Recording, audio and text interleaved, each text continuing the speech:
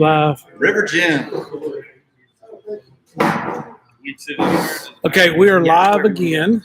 We are live. I think we got it sorted out this time. I don't know. Maybe. I'm going Right, cross your to. fingers. Hold your breath. We'll have to make a new post. Oh, new link. We'll just edit the link. Yeah.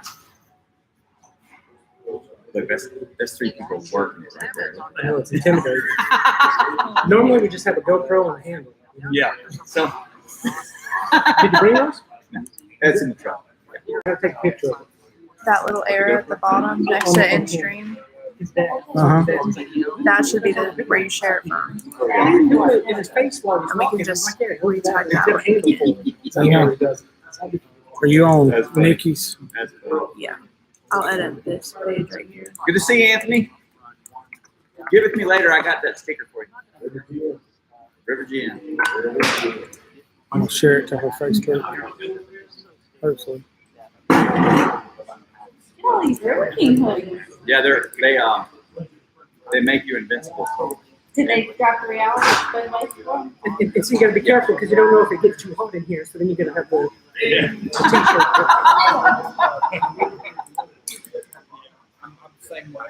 That's it. That's what you gotta do in North Carolina. Yeah. Yeah. You never know. You gotta prepare for both. That's right. Is it? Mm. Glad I hadn't plenty. Yeah, I think tomorrow's high is like 40 all day. 40, it's in the 40s. Y'all ready? But you didn't put tomatoes out. Just give me a thumbs up when you're ready. You're good? We're live. We're Okay, good. all right. Well, thanks for coming out, everyone. We'll see y'all next year. No, we just want to hang out, talk kayaking and kayak camping. And the way we did it last year, instead of just me talking, we just started off with a bunch of questions. Whatever y'all want to talk about seems to work better. Because I could come in here with a lot of things I want to talk about, but y'all might not want to hear it. So, anybody right off the bat, does everyone know Mitchell and Anthony? Why don't y'all raise your hands? Yeah, that's the Cross Paddles crew. They met here last year, and then they kind of had a group spring off from that. And Guy and Evan Spire, I think, are coming. I just don't think they're here yet. We met them last year, then they spent most of the year on the water with us, and that was a lot of fun. So these things are fun. You never know who you're going to meet, and you know who you're going to be on the water with afterwards. So The Cross Paddles crew runs local, but just about every single weekend. yeah, yeah. So if you're looking, I love to paddle with everybody all the time, but I also like being married. So I gotta manage my brownie points. And so if you're looking for a group to get up with, definitely check out the Cross Paddles. They're on Facebook, and they're kind of in a formative stage. And world famous Sean Bell just walked in. What's going on? Woo! Good to meet you. Look. So yeah, we we like to get out with everybody, but we can't. So if you can get with folks, good folks, like-minded folks, get out on the water. Cross Paddles is a great place to start, as well as some of these other crews. And if you hit the right trip with Cross Paddles, they serve the meanest riverside burgers Yes. we've ever had. Yeah, you need a kind of an expanding tunnel on your spray skirt for that lunch. Woo. Then we got Billy Hagee is here. He is with a YouTube channel. Anything you want to say, Billy? It's good to be here. I'm looking forward to this. I had missed it last year. Yep. I was on call last year. I told my wife this year, it turns out that I'm going to be on call. I'm going to have to switch with somebody. That's right. And that's 12 Stones on YouTube. 12 Stones Adventures Outdoors, right? Yeah. 12 Stones Outdoor Adventures. Outdoor Adventures. And I think, to my knowledge, that's all the channels here. But does anyone have anything to Sean Bell's got his own channel. I found it just the other Oh, day. Sean Bell. Well, I Gotta start watched him. somewhere. I watched him the other day. You doing good, Sean? So yeah, so what do y'all want to talk about? Does anyone have anything to start off with? Camp? No. That's my daughter. I'm going to say that the fog screen over. That's Missouri. Yeah, Missouri was fun. Greatest trip. Yeah. How about what lead pattern were you using for the Yukon and why did you choose that? It's a great question. So paddle length is one of these great debate questions, and there's no right answer. Basically, the overall gist of it is the longer your paddle is, the more relaxed style of paddling you'll do. because you can't get the paddle vertical. But if you have a shorter paddle, you get a more vertical stroke, which can be more work, but it offers you a faster paddle cadence, as well as it offers you a little more dexterity while you're in rapids. So if you want to be lazy, just go straight and do less with more. You kind of get a longer blade. And in whitewater, you definitely want a shorter blade. So I use in whitewater a 197. I could probably go with the 194, but I like the 97. In the Yukon, when I'm touring, it is a 210 to 220.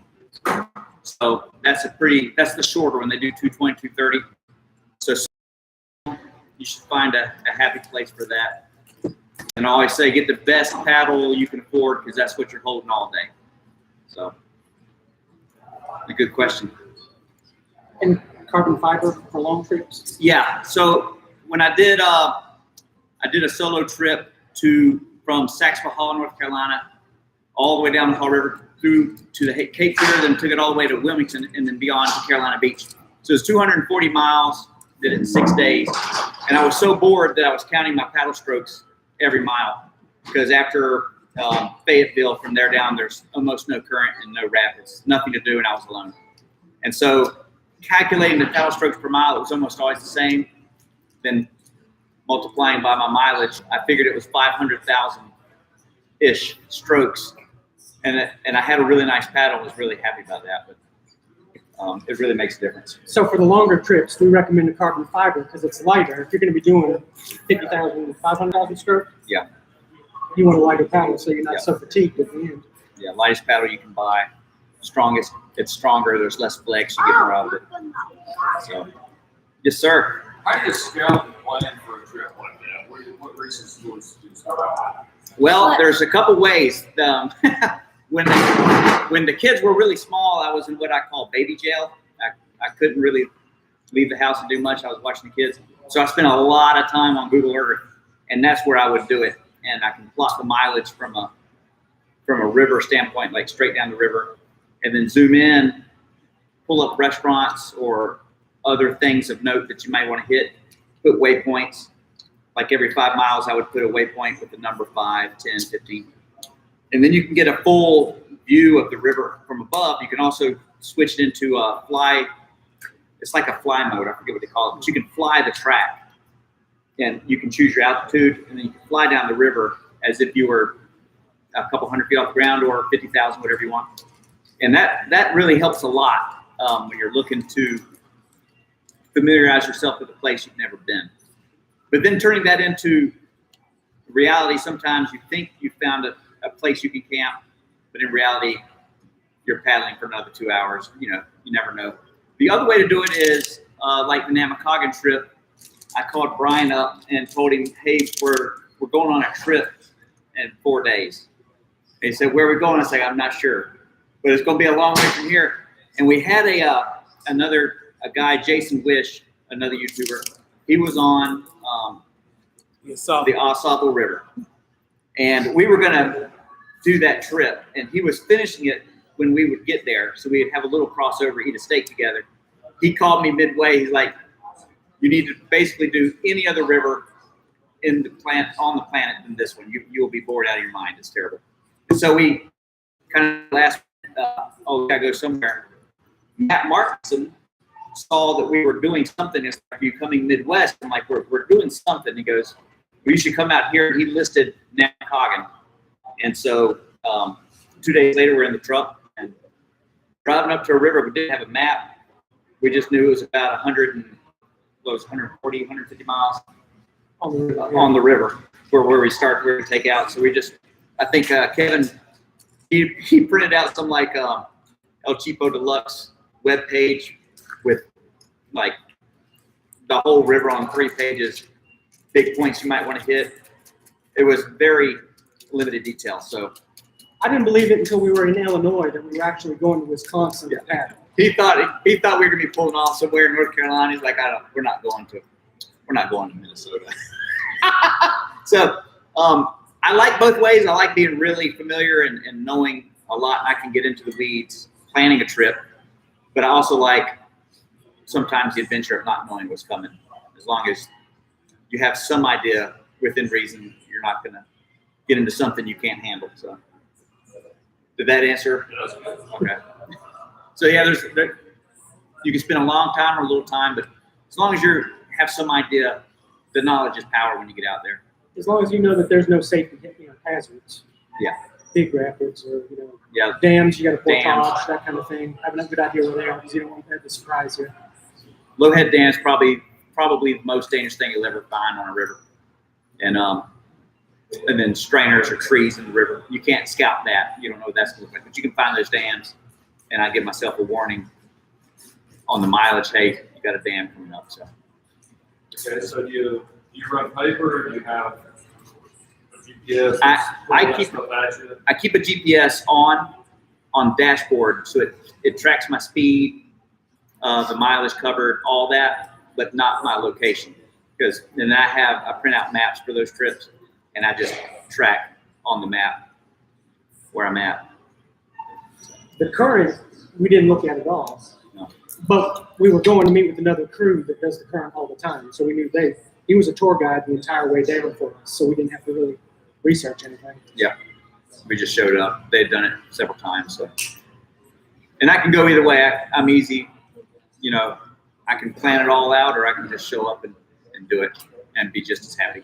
Some people aren't that way. Some people will make a plan and then they'll actually fight themselves to make sure that the plan happens.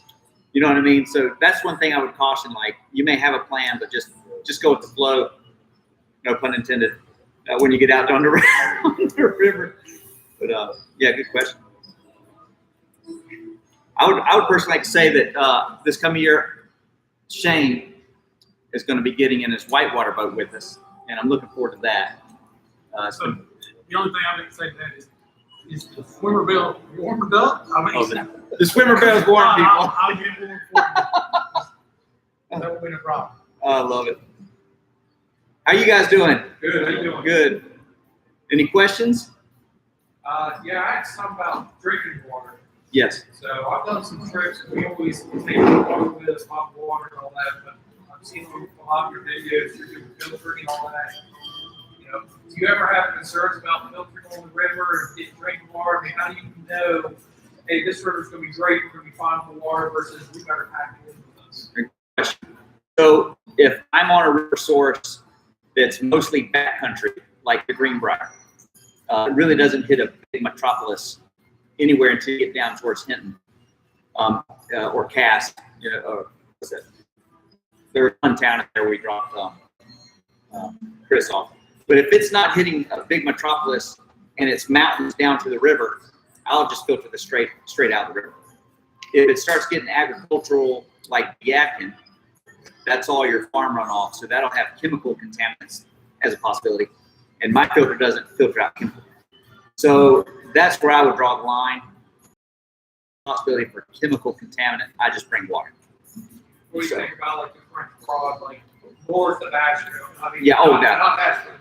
Yeah. But like up near Hot Springs and all that. Yeah, I'd filter it. When you get down towards Asheville, we were catching feeder creeks like Paint Creek. Gotcha. There's real pristine rivers coming out. What, Cherokee National Park is right there. And so we would come off the French Broad and go up in, and we filtered off of Paint Creek. Yeah. Just not water anymore. The current, it's entirely spring fed. Yeah, that's good. So that's all good water, Yeah. safe. But I still brought this case of water with Yeah, me. you could actually just straight out of those springs, just coming out of the Middle Earth. I mean, it's like one of the holes was deeper than the Statue of Liberty, they say. Just water shooting out of that thing. So it's kind of, we filtered it. I stereo pinned it anyway, but yeah, it just depends on where you are. And What's that? I have several pumps, ceramic pumps, and I also have a stereo pin. So if the water is clean and you don't have to chew it, I'll stereo pin it. Because stereo pins don't kill anything, and they definitely don't remove anything. They just make everything in the water sterile, so they can't multiply within you once you drink it. So you're still getting all that extra protein when you're using stereo pins. But if the water's like got a lot of particulates in there, bunch of little swimmies or something, it's just I'll move to a mechanical filter. And he's got You've got what? It's an MSR. I got an MSR, Here's what two he's of them, got. two different ones. I just grab one of them. I've got a light straw gravity system, so it's a scoop bag where you scoop it up and it runs down, and it's got one of those little, I've got a Sawyer Mini too, and the light straw thing looks the exact same. But then once I filter it, I can get the Steri-Pen also, just to make sure. So the filter, I think, takes a lot of the sediment, the sand, and junk out of it. But if there's anything in there that I can't see, I want to make sure it's dead, so I get it with a Steri-Pen too. You shouldn't need to, but I mean, Great. You get sick on day 4, it's a long trip. you'll be sick on day 4 through day 12. So I recommend I do those. Giardia is a real thing. I've never had it, fortunately, but I know a couple people that have, and it's like a week of a regiment of pills to get you right after that. So yeah, if you're suspect of your water, just play it safe.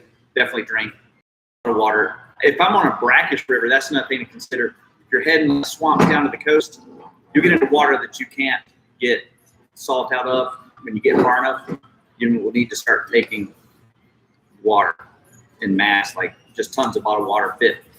I don't like a big bladder because it's hard. It's a lot of weight in one spot and stuff like that. But if you just get water bottles and stuff them all in your boat, a little heavy on the first few days, but it gets better. Right on. Anyone else? That's a quiet crowd.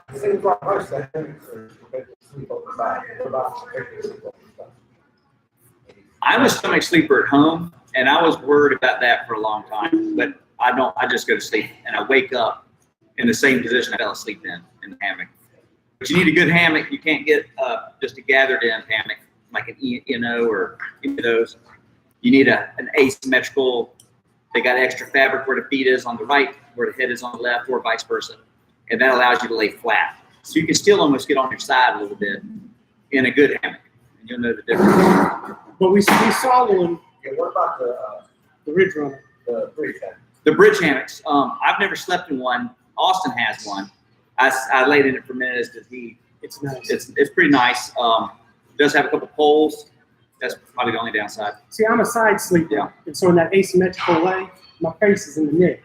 So I always sleep with my hand kind of pushing the net out of my face. But with that bridge hammock, man, it's nice. You'll probably end up getting one. And then you need another set of dry bag or quilts. Different quilts, like normal. But if I can, I'm a stomach sleeper, so I've got multiple hammocks. I've made one that's long enough for me that's not asymmetrical. I know some people say that there's a left and a right asymmetrical.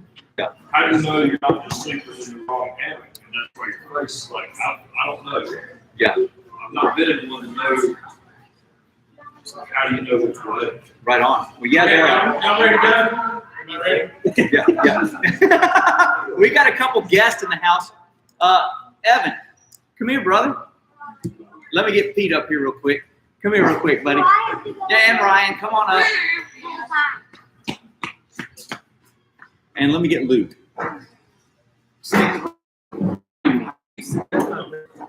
We just got in. Just got here. Yeah. So this, if y'all been watching, Andrew, where's Andrew? Get over here, Andrew. With your hat on, you gotta go. What's your name? You want to come up? All right, we got a new member of the crew today. All right, so just want to announce Evan's presence. He's a superstar, but I really do want to say Pete, Evan had a fantastic year last year, and he just got here. We were out there this weekend again, and it's in the video coming out Sunday, but I just was watching that the boys were making. I was watching Evan catch these rock star eddies and looking really good. Ryan has a boat. She's going to be getting into whitewater this year. I don't know you, but I guess you're into kayaking a little bit. Would you like to go? Is that all right with Dad? Yes. Looks like we got a new member of the crew. And then everyone knows Pedro. Come over here in front of the camera a little bit. Squeeze in. Luke is going to be, this is Kevin Champ's son, Luke. He is going to be in a whitewater boat also this spring. He's been waiting for it. And I paddled with Andrew. I don't know if Dad is ready for the whitewater scene. probably not. No, we'll have to get him ready, right? I mean, you would hate to go with us and leave Dad home, right? I'm gonna count Shane's swimmer bells first. Oh, there you go. Why don't you come with us? Shane, sell that man a boat. I got it. All right. We got him done. And Jameson. Jameson, Three Brian's Rivers daughter's not discount, here. too. Jameson has a boat. She's learned to roll in the last summer. We're just waiting on warmer weather because the dry wear is cost prohibitive. Especially with these little kids, they'll wear it one season and they're grown out of it. But now that it's warming up, be prepared to see the next generation in there. And I'll get up with you. We'll have a day. We'll get these guys out on the water. I told Pete I was going to ask him a question, so I have to do it. What's the most scared you've ever been in a kayak? All right, he's got a booming voice. When he couldn't find his tab, it was from 2 years ago, he flipped in the boiling hole and forgot how to get out of the boat. It was something about the 100 times we practiced it in the pool was not the same as when you're getting your brain swabbed out by the river, right? Yeah. He's mortified right now. Evan, what's the most scared you've ever been on the water?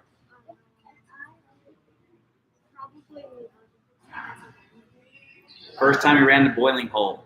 Right on. Now, before you leave, what's the most fun you've ever had? Catching it? And you? Not good call. All right, go take a seat. We were talking. Tell folks where the bowling hole is. The boiling hole Good job. is on the Mayo River, just north of Greensboro, right on the Virginia border. It's the Mayo River, runs into the Dan.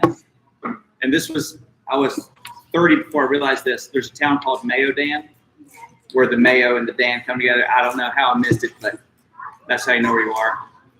Hey, Tashina, this is the first. I finally get to see her. Yeah. This is, it's either a guy's wife or the woman he's paying to pose as his wife. I'm not sure. I've eaten her brownies, her cookies, sandwiches, all kinds. She keeps us She's fed. kept us well fed. Yeah, we appreciate it. Awesome. All right. So we also have Kevin Champ here with Wondering Electrician. Anything you'd like to say, or any questions you have? He's good. All right. Put him on the spot. Anyone else? So on this last river we ended up having an incident where the water rose on us overnight. Yes. So if you are out and about camping overnight and you run into that issue, you can explain what we did to get out. Yeah, so it was on my mind that it had been raining a lot, but the river was unaffected on the river level. And I was like, what kind of magic river is this where it can rain for 3 days and the river doesn't come up? But they have an aquifer system there. So all the rivers are spring fed, but the geology is like limestone and sandstone. The water goes through the ground. It doesn't do like ground runoff into the river. It goes into the aquifers. When those get to capacity, they like shoot out of the springs like jets, and it flashes. Like, so it'll go from nothing to. So the river rose 22 times what it was when we went to bed by the next day at like dinner. So it went from 1,200 CFS to like 22,800 in less than 24 hours. But when I went to bed that night, we were on Indian Creek, which is a little creek coming into the big river. And it was kind of like a little flat in there, and the creek was winding its way through that flat.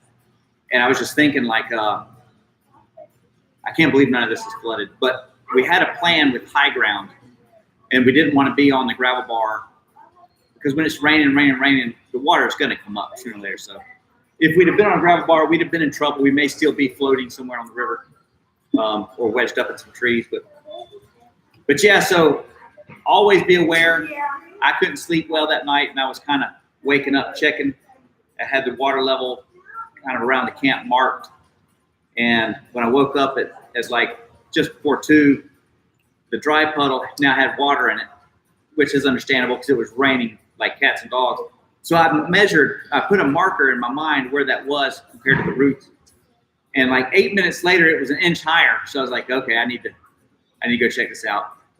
So when I got up, that's when I realized it was coming on in pretty strong. So it was a mad boogie to get the camp broke down in about 20 minutes, and everybody across. And that little puddle that was rising was waist deep, Class 2 river by the time we got the camp folded up. So if I hadn't have just been awake or whatever, we might have been in trouble. Good to see you. How's right, mate? Oh, yeah. Good to meet you, man. Good deal. Let me shake a hand. Yeah. Where's the coffee? Where is the coffee? Yeah, this is one of my longtime commenters, subscribers, and it's good to put a face with it. Yeah. That's awesome. Very nice. Very nice. We were just talking. Anything? You got any questions right offhand, or anything you want to talk about? Yeah, why'd you choose the 75 over the 90? The 75. What he's talking about is the Alpha 90 whitewater boat, and that's the one that I had the infamous race in. And so the 90, I know a few people that have it, and it paddles bigger than 90. Okay. And so does the 75. And the people in the 90 were saying just every now and then that nose, the bow, will just go somewhere. And it's hard to control because it's so big and it paddles so big. And I know a guy about a foot taller than me, about another 30 pounds heavier, who he was even having a little issue with it. So I demoed the 75 and it felt perfect. Sweet. And so I just went with the 75 because I felt like I could control it maybe a little better.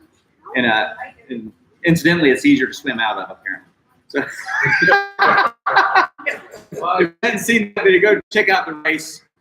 13-year no swim spell came to an abrupt end, and I got a 2-for-1 on that day, so that was fun. I do love the boat, but I paddled it just this weekend. It's a fantastic boat. Kind of like at that size. The 88. The Delta 88. Yeah, that also is a nice boat. More like the Hefe, kind of a slow plotter. I got one. Yeah, takes care of you. Really predictable. I've been swimming in it. Have you been swimming? Yeah. I got it, and I didn't realize I didn't have any heat pads in it. Yeah, I paddled it for 3 weekends and swam through it. And I'm like, what's going on? yeah, And the bowls where I try to lift and wasn't getting no contact. yeah. So if you have a boat, and that was my issue, I wasn't outfitted. The hip pads connect you to the boat more than anything else. You can lock your front to back end, so you can pull the back up tight and your feet, your bulkhead kind of in tight. Get your knees wedged in there good, but you're not connected left and right. You got to have those hip pads tight. So that's a little cautionary note. If you're going to get into whitewater, go ahead and get those hip pads nice and tight. How about you, Guy? Oh, we're just, Come on up. We got to get Guy on camera. Come on up, Guy. Take a seat, a hot seat. I'll ask you some questions. Ed, why don't you get there with your dad? I'll sit in the sofa. People will share like if we have. We could have all of you guys on. Oh man, y'all look good on camera. oh gosh. You're hiding behind it. Any questions for the Spires? They basically jumped into their whitewater journey last year this time for the most part. Yeah. And they had a full year kind of just hanging with us, paddling with us, with some other people by themselves. And it's been fun to watch their progression. But for any of you looking to get into it, you might ask, because I'm so far removed from that, sometimes I'll forget some of the emotions or some of, what you deal with that first year. Even though I remember my first year, they may have some fresh insight for anyone else thinking to go that route. But what would you say to that? I would just say that don't judge your experience on any one day. Because every day is different, and that's what keeps you going back out there. It's just every day is different. Every day is a possibility to learn something and to grow, and just to meet any of you guys here. Oh yeah. And it's really amazing to see Evan's progression there. Absolutely. This is a fantastic treat. What do you guys say?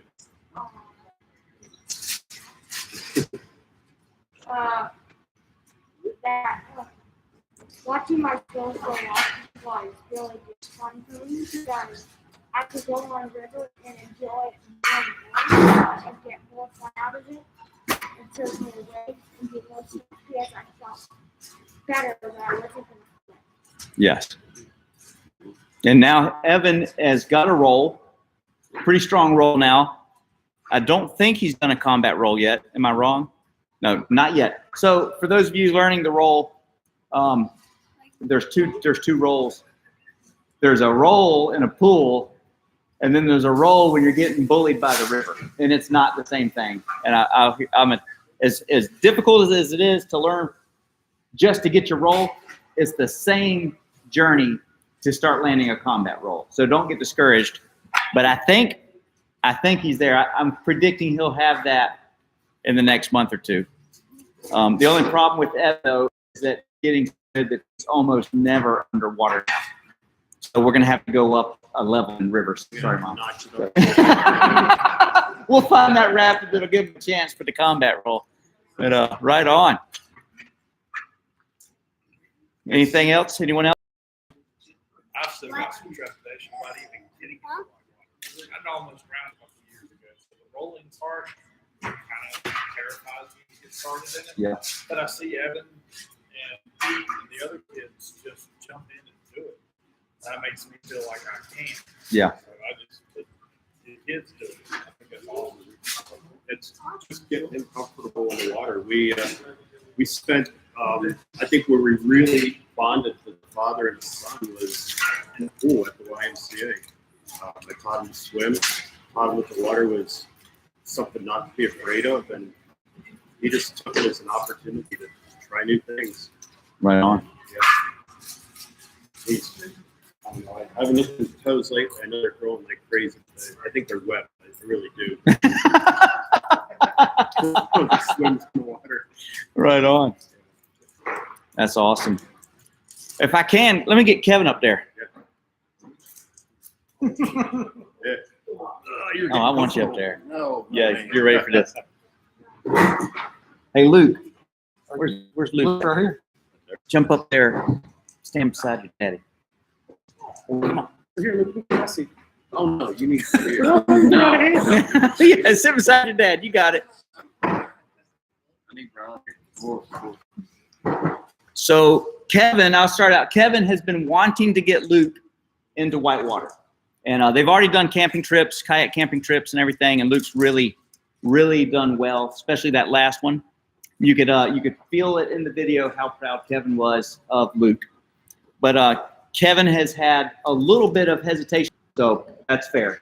So I think Kevin is ready this year, and now Luke is ready to jump into it too. Do you have a boat yet?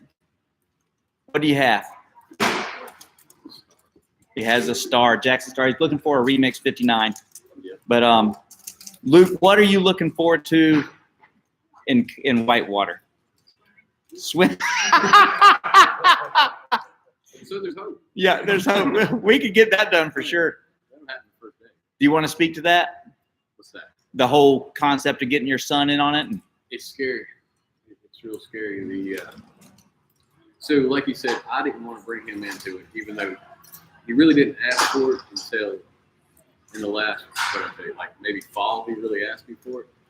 But like I said, I want to still be learning and not be able to. I didn't want to be surviving only on the river and then trying to bring him at the same time. Because in my mindset, everything changes when the kids are there. Everything changes when these kids are there. You're more concerned about them than you are what you're doing. So for me to be able to get what I needed out of it, I needed to be just me. So now that I feel like what am I, class 3, passing class 4, is that your famous line for me? So now that I feel like that, I feel like I can take a little bit off of me and be able to be there for him instead of me being worried about me the whole time. So that's but it's still scary. Kind of like when you take them to the pool for the first time when they're a kid. You sit there and watch them the whole time. And you can be drowning as long as they're okay. That's kind of how that works. And also, we were talking on the Missouri trip, had plenty of time, like 14 hours to sit there and talk. But for those of you who've never done whitewater, whitewater translates into every other boat. However, long boats, those boats don't translate to whitewater because while there are some things you'll be familiar with the river or current or whatever, the whitewater boat is an exclamation mark on bad form unless you know immediately when you've done something wrong. And so after you start whitewater boating and you tune that in, when you get back into your long boats for your trips, the long camping trips and stuff, all that comes easier to you. And that was your first trip after. So tell us about that. Everything's like, so when you're in the long boats only, and you know you hit a little wave, you know that's maybe a class 1 plus maybe. Then you know until you've done the whitewater, like that's intense for you. Like, ooh, that's crazy, you know. And after whitewater, it's like, you know, you're looking for the biggest thing on that river in front of you. And unless you're on a bigger river, you're not going to find it. But like, you know, when you go to Eddy Out, everything is, once you learn the whitewater boat, everything inside the touring boat feels like you just instinctively lean into stuff, you know, versus trying to, you know, beast your way through something. You just learn how to control the boat by your body position. So it kind of changes a lot of stuff for that. But I mean, it's like Pete says, you know, it's the apex of kayaking. I mean, if you can do that, you can pretty much do anything else out there. Yep. But, you know, the learning curve is pretty steep on it. You know, anybody who thinks they're going to get in there and do it the first day and to go out and paddle class 3, it's not going to happen. Perfect example. I just got distracted by the screen behind him. So this is on the New River, and this is some pretty beefy water. That's just continuous class 3 boogie is what that is. So if you've never been in that, you're going to be pretty scared for the first time. But in those rapids, if you just have your boat pointed straight, by and large, you're just going to bob right through it. You just got to watch out for curlers coming in from the left and right like that. That was the guy swimming is Matt Hambright. That was his first, a second foray in a kayak. He was on the first trip, but that kind of water is good because it's deep. So when you swim, you never interact with the bottom of the river, which is where all the good stories come from swimming. Rock. On that trip, Adam from Yappleberry, if y'all remember him in the videos, he had never been in more than a riffle. And on day 1 on that trip, he was like G.I. Joe paddling in the air, nervous about that riffle. And he's in this, he's probably, that's Greg, I don't see him right there, but in this stuff later, he was looking at the mountains, just looking around. It was a crazy transformation. But I would encourage you to at least dabble in whitewater. It will make everything else you're doing on the water more fun. So, like Nantahala, like that's a continuous. What is it, class 3? Class 3, that's continuous. Now I like creeking. I like Wilson's Creek. I like Tellico and stuff like that. Nantahala for me was like the first few minutes of it was intense because, you know, it's fast and, you know, the first things out of Pete's mouth is always, if you swim, you're going to swim a long way. You know, that made me feel great. But, you know, you realize that, you know, keep your hips loose and, you know, boat control, you know, a whitewater boat doesn't care which direction you're facing. You know, as long as you're leaning the right way, you're okay for the most part, right? I mean, not all. Yeah.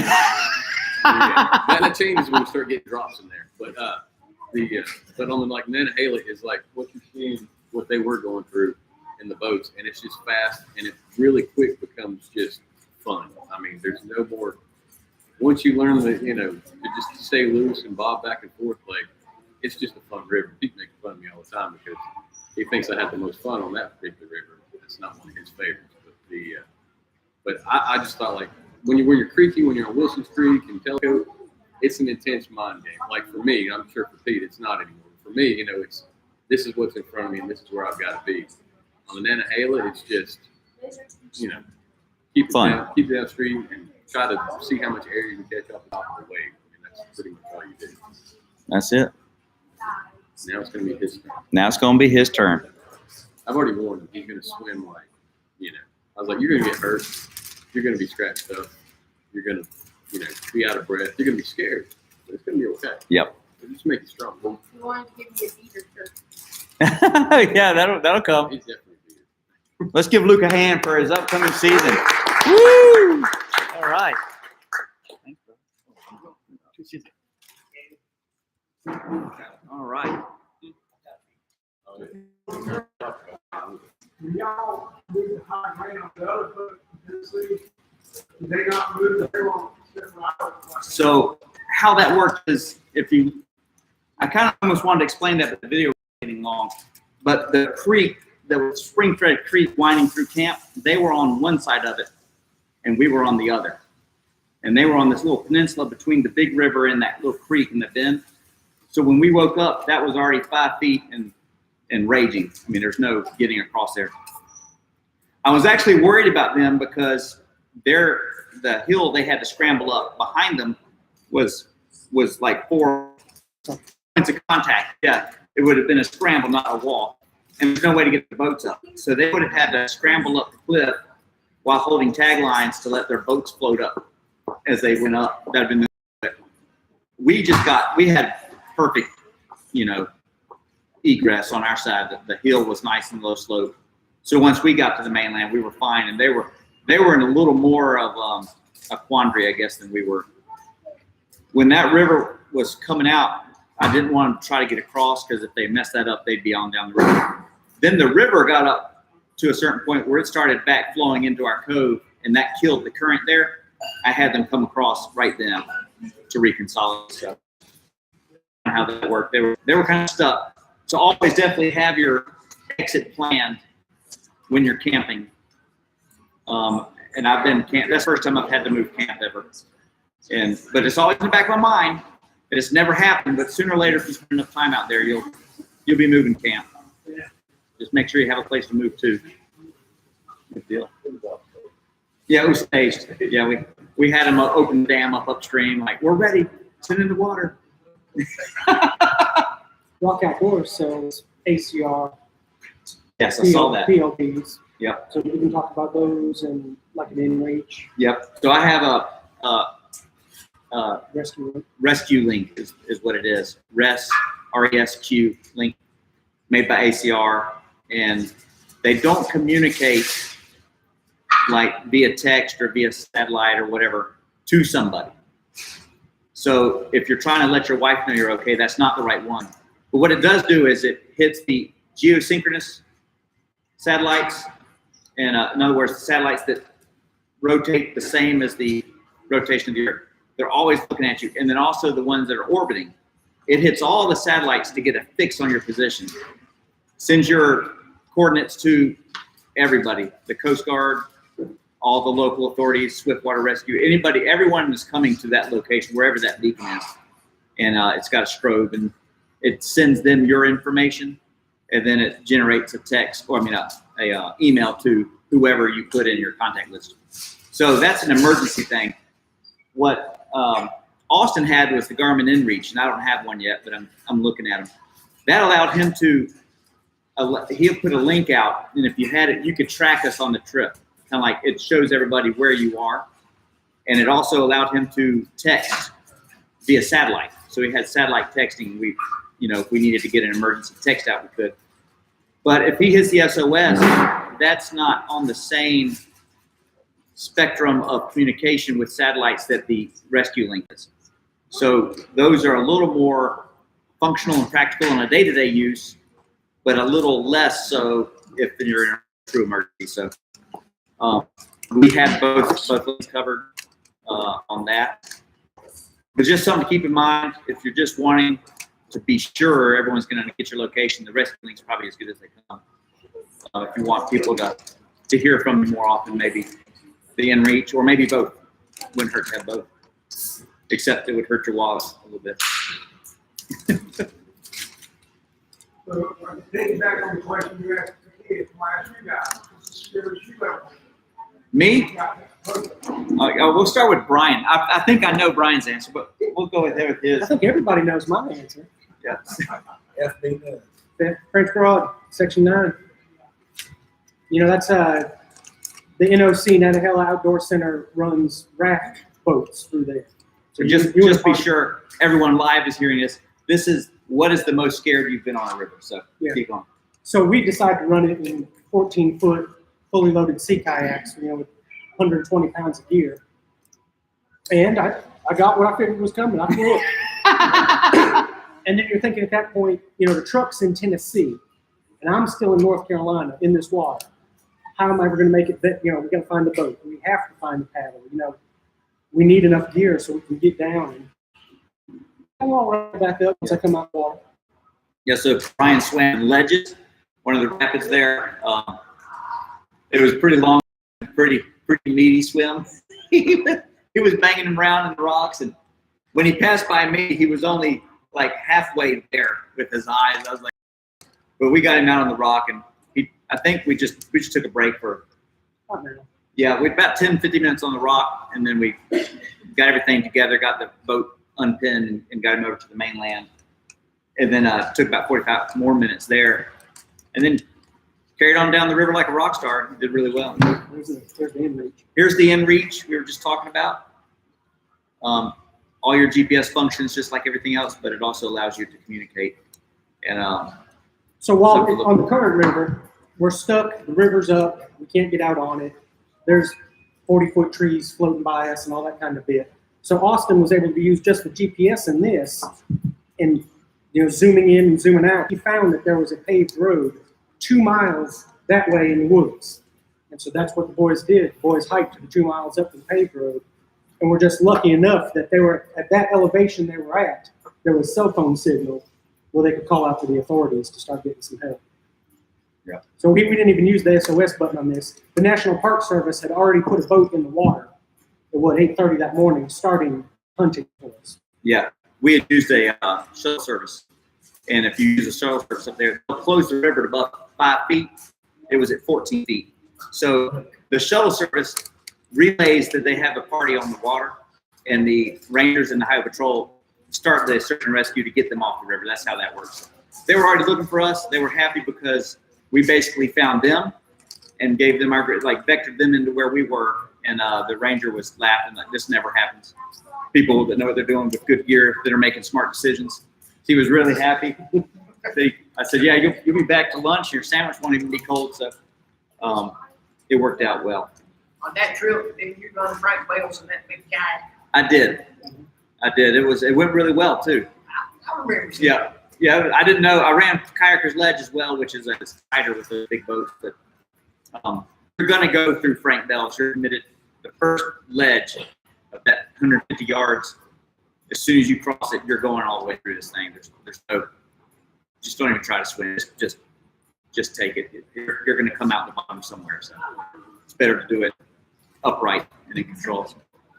But that's the other question. The scariest I've ever been, it's a tie.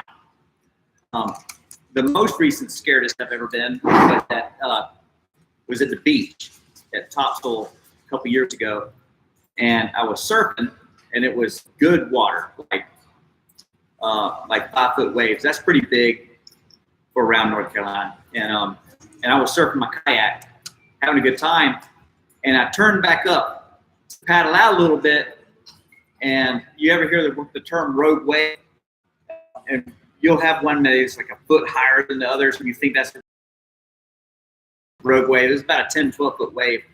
And I was like, ah! I made a little kind of girly noise, I'm sure, when I saw it. I started paddling to it, and I realized that's not going to work. I couldn't paddle away. I was kind of stuck right in between. I was in there's no escape. And it was about, it was bad.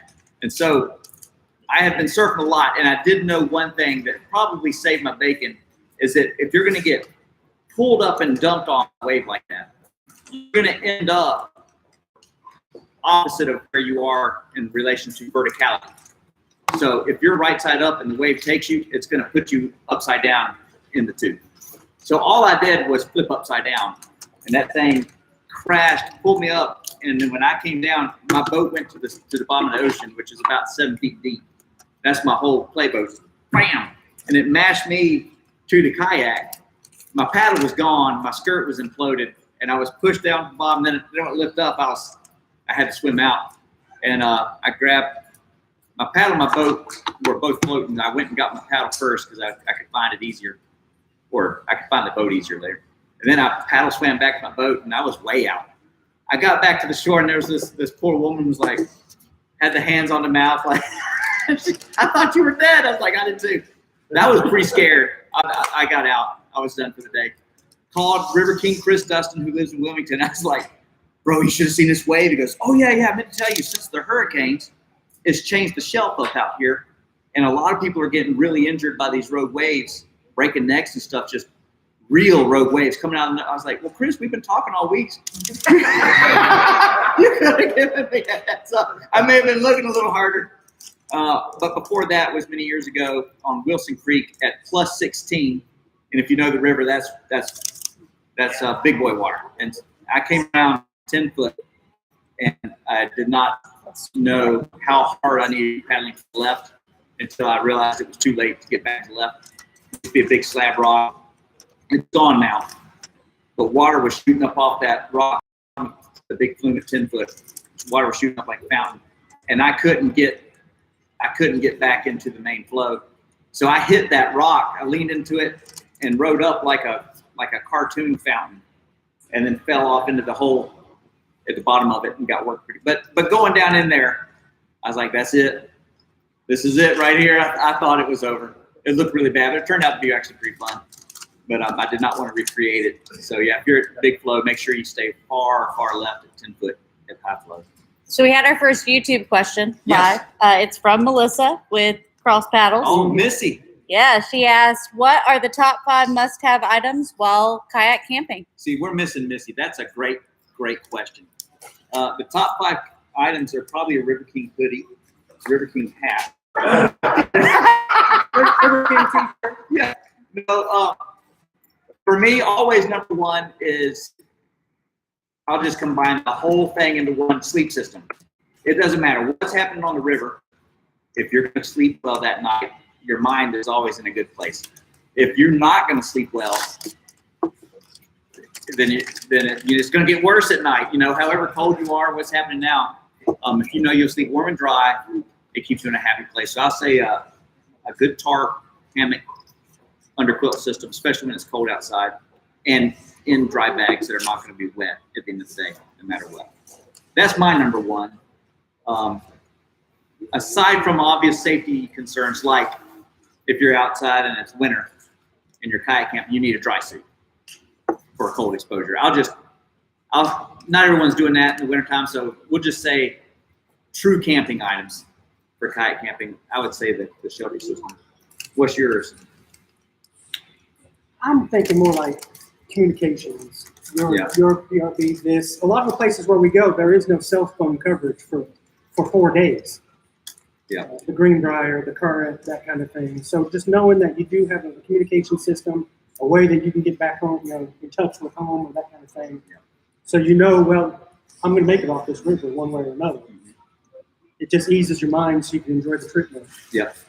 And everyone else who's at home, knowing that you could communicate with them if you needed to. Oh yeah. So if number 1 for Kevin is Monster. You gotta have a Monster. If the Monster stash is running low, we might use the inReach to have someone drop us a stash. Kevin needs a Monster.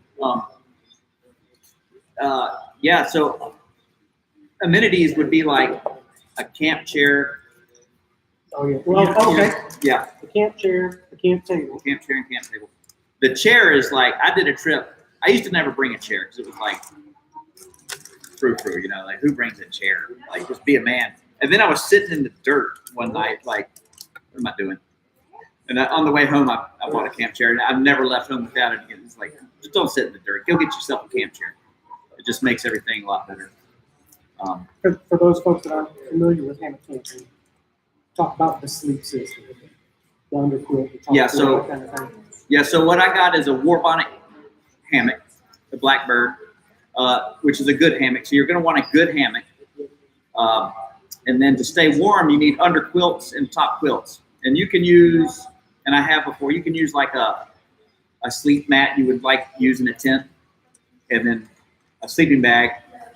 It's okay, and you can normally stay warm enough. But if you go with the quilt system, you'll never go back. I don't know anybody who's bought a quilt and gone back to sleeping bags in the past. It just doesn't happen. Billy's shaking his head. And then a good tarp. So there's a video coming out about the Kelties. Apparently the new fabric is either not treated or silicone or whatever it is. The new ones, we call them cheesecloth because Brian and Kevin both had one. And it was not a little bit of water. It wasn't condensation. It was like full on, like if you had a bed sheet over your, over your hammock, it was coming through and just drenched and dripping off. Kevin said it ain't bad. Yeah. My old one is almost 10 years old and I've used it. Yeah, the second night was bad. That was the dry night. Yeah. The old one I had is almost 10 years old, and it had like every 15, 20 inches, it had one come in every 5 minutes. That's just a product of being 10 years old. And I've used it, no exaggeration, probably 800 nights. Like that particular tarp has been out 800 nights. So it's understandable that it may not be leaking, it's leaking a little bit. The brand new ones, I mean, it was like nothing I have ever seen. So we silicone sprayed them. And the hammocks that we use have got an internal bug net as part of it. So you're zipped up in it to keep the bugs off of you. And the rain would hit the bug net and then it just splattered more. So all night long, it just... I'm a little, I couldn't handle it. I had like the 1 or 2 drips. I was like, oh no, we're not playing that. And I got out and put another tarp over the tarp. And you saw that in the videos. And that solved it. And but he didn't do that. He woke up. You could tell he was like a little less than fully rested. I haven't tried it out, but it is waterproof. Yeah. Other than and it's funny because he sprayed his, I've sprayed mine, Kevin sprayed his. I mean, everybody from that trip has already gone back out and re-siliconed. And it's just Walmart Camp Dry. Takes about 2 cans for a 16-foot tarp. That's good stuff. Yeah. Yeah, the new Kelties are a green tarp, where the older ones we have are a gray tarp. So if you have a green Keltie, I would recommend just the extra security, the extra peace of mind. Yeah, I wouldn't take it out without seeing it. Spray it down. Yeah. I have a UGQ Winter Dream. It's a seal poly. So in the good tarps, you have 2 choices: seal poly, seal nylon. And the seal nylon has a little bit of stretch, is a little bit heavier, but it may be a little tougher. But it absorbs a little bit of water in the fabric itself, but it won't leak on you. The seal poly is maybe a little less rigid, but it absorbs no water and it has no stretch. And so I can shake it on the ridge line 10, 12 times and it's almost dry. Pack it right up. It's almost like packing a dry tarp. So I always have that with me, even if I have the Kelties. The Kelties are just so nice for the 4-season shelter thing, and I haven't been able to get someone to make me a seal poly tarp to do that.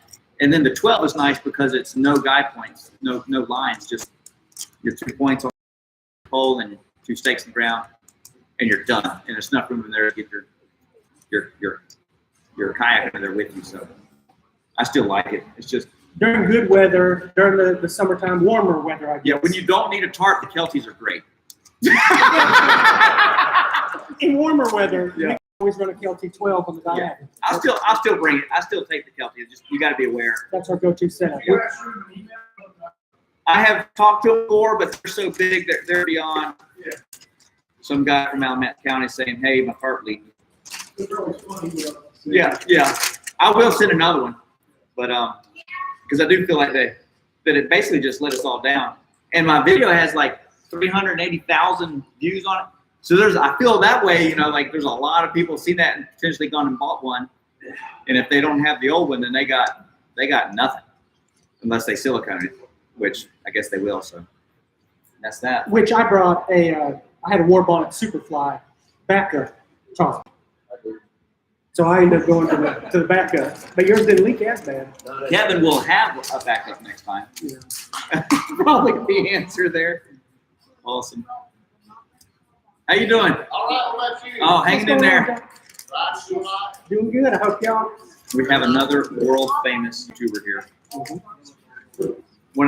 Yeah, come on up, Billy. You too. I'm okay, I'm nobody. Well, they may be a nobody today, but you could see them before These they are a were couple famous. of famous North Carolina guys Right right here here. behind the camera. And just take a seat. Yeah, here. Take the hot seat. Yeah. Tell us a little bit about your channels and what you're looking to do this year. Well, 12 Stones Outdoor Well, Adventures. who are you? 12 Stones Outdoor Adventures. Who are you, though? I'm Billy. Got it. Very funny. Anyway, our channel is about, we've got some gospel music we've uploaded, but, you know, more than anything else, we're about God. We're about the Lord. We do a lot of kayak camping, adventures. We do some kayaking, backpacking, a little bit of hiking, a little bit of everything. This is my best friend, Josh. Lord yoked us up about 6 years ago. And just a couple of guys, we started doing a couple of camping trips, overnight stuff, you know, just on the weekends. Just a couple of church guys getting together. Nice. And God's just kind of helped us blossom over the years. He's added a few people to us. We had sort of adopted Anthony Barber last summer. And God's been good to us. We've had some real big times together in the woods and Right on the on. water. And anything you want to say? Now, he's the guy who provides everybody with the best fishing spots. Is that what I'm tracking? I'll bring the fish and I'll when I was growing up, my dad told me you'll never, ever tell anybody where to get the fish. I don't think there's anybody here out to it except you. Oh man, that is love right there, isn't it? Josh, talk about your channel. There ain't much to what I'm doing. Me and Aiden started the channel. He watches YouTube all the time. I asked him if he wanted to start one, and it's more fishing. We fish a little bit, but like me and Aiden, if we're on the water, we need a fishing rod. That's just he's 11 years old, and I've never seen a kid that's so eat up at fishing. He can outfish some of y'all here. He can definitely his age, and so that's what we do. And I've got a sawmill. I've run a sawmill for several years for myself. Sawed a lot of lumber look like that. I just put some of that on. I plan on doing a tour or a series on different mills around North Carolina. Just different stuff like that. Right on. We're just having a big time. Right on. It was good to see you. I'm sure we'll talk afterwards, but it's nice to put a face with all these names. Some of you that I've never met, but I see you commenting all the time. It's always fun. Just so everybody knows, Josh is my second man in command of 12 Stones Outdoor Adventures. Oh yeah, there he I is. just cook the food. So you're the one we need to bribe? What? Are you the one responsible for the boat? Well, no, there's a group. There's a lot of them. I'm looking at several of them right now. Tell us about the boat. Well, I've been in here, Shane said 40 times, but I think he's definitely. Pretty close. I'm gonna take my shoes and socks off. I'm saying something like 10, maybe. But anyway, I've been in here looking at that boat several times, and I just like to see, I like the setup. It was just a super nice boat, the Old Town Louis 120. Mm-hmm. And I talked to Josh a few times about it. I said, you need to check that boat out. It's super nice. And I guess I put a bug in his ear too many times, and God laid it on his heart that he wanted to do something special for me for my birthday just a few weeks ago.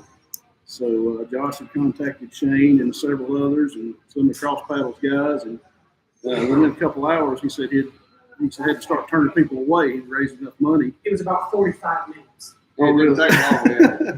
Because we were That's driving awesome. the truck. That's when we were heading out on our Yeah. trip. And it was just bing, bing, bing, bing. Done. Yeah, that was a real big blessing. I never imagined they would do something like that, but I'm very much appreciative. of Right the on. ones that had anything to do with that. And I just released a video late last night on that Old Town Review. I saw it. Thanking everybody that had played a part in that. Right That was a on. real big blessing. That's awesome. And yeah, I'm looking forward to getting on the water again with you and Andrew. And if you'll join us too, that'd be awesome. Absolutely. Yeah, I would have been there, I promise, but the crap was bite thing.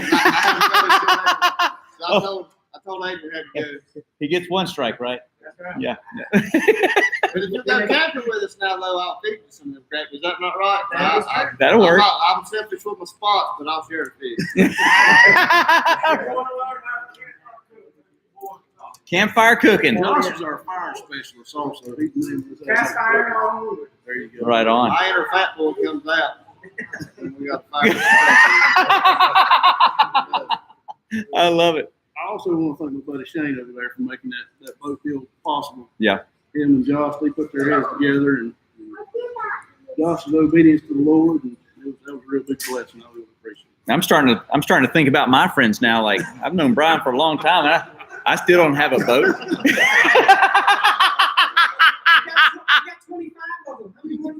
Always at least one more, right? Oh yeah, good deal. So yeah, I look forward to getting with you. So the boys are a success story. They came to Rock Outdoors, and they got help doing what, Shane? What does Rock Outdoors do? Do anything you want right now. They help you rock the outdoors. Yes, sorry. They help you rock the outdoors. And we'll kind of say happy birthday to you just for a second. Awesome. We need to get Mitchell and Nancy up here to talk about Yeah. bass paddles. Yeah, y'all want to come up? Hot seat, Mitchell and Anthony. Look, they All fight. right, this is Mitchell. You just tell the Childers and Anthony Barber. Come on up. Don't be shy. We'll give them the hot seat. Yeah. These are the founding members of Cross Paddles. You can find them on Facebook. Facebook. We're trying to get some YouTube videos going. So Yeah. put the pressure on them today. You gotta know how it started. So we came out here last year on a snowy evening, February, I believe it was.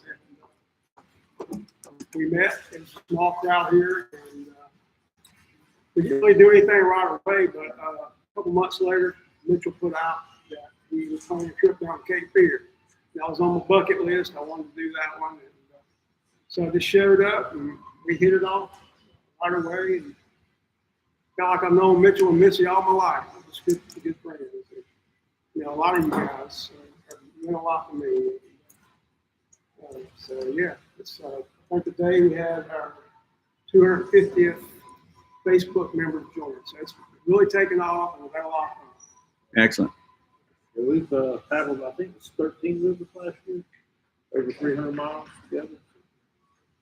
Making time to get on the water. Tell folks the kind of the rivers that you're on. Anything from the New River, the Cape Fear, the French Broad. We did the mountains to the coast. We did a trip down Cherry Grove out to Wadey's Island, done the French Broad, and everything pretty much in between. I think probably the highlight of the year though was our New Orleans trip with Pete and the River Kings. A big crowd, I think 23 kayakers that day, and that just meant a lot to us for him to come out and join us. And we had a great time, cooked some burgers on the river, and just had a great time. I won't mention Billy Hagee's name, but he wants us to make that an annual event. And I hope the River King. Oh yeah, we can make that happen. Yeah. Sounds like. Yeah. Yeah, well, the food to be there. I mean, oh yeah. Oh man, those burgers were out of control good. That's y'all want to bring steak. Big steak. I can arrange that. Yeah. Mitchell brought some fruit. We did a trip down to New Orleans. Our first camp, my first camp. And he whipped out these 1.5 inch thick ribeyes that have been marinated overnight, and we wrapped them in heavy duty temple, threw them on the coals. Did you say you were paddling this weekend? I'll tell you what, that's hot any steak I've ever had. Video or it didn't happen? Yeah. Does anyone of y'all have a GoPro? I do. Oh I yeah. have one too, I just don't have the edit. Well. Tim Simpson, Yeah, he's our official photographer. Okay. He works. He's actually got across the top of production. Oh yeah, nice. He called it. Very nice. Our next trip is April 24th that we got on the books right now, and that's going to be Three Sisters Swamp on the Black River near Nice. Clinton, North Carolina. And if you don't know about it, the 5th oldest tree in the world is in this swamp. It'd be a good family trip for any of you got kids and want to load up and make a day trip. Very nice. And tell us about your foray into whitewater this year. That changed. Anthony has accelerated trying acrobatic moves. I would suggest not going down the bowling hole the first time you're in a whitewater. 15 minutes. And he's Probably going to be upside down. And I'm like Pete. I couldn't find P5. I couldn't find the latch to get out of that. So I'm holding the paddle and trying to find the latch. It was brand new. Oh yeah. Sure.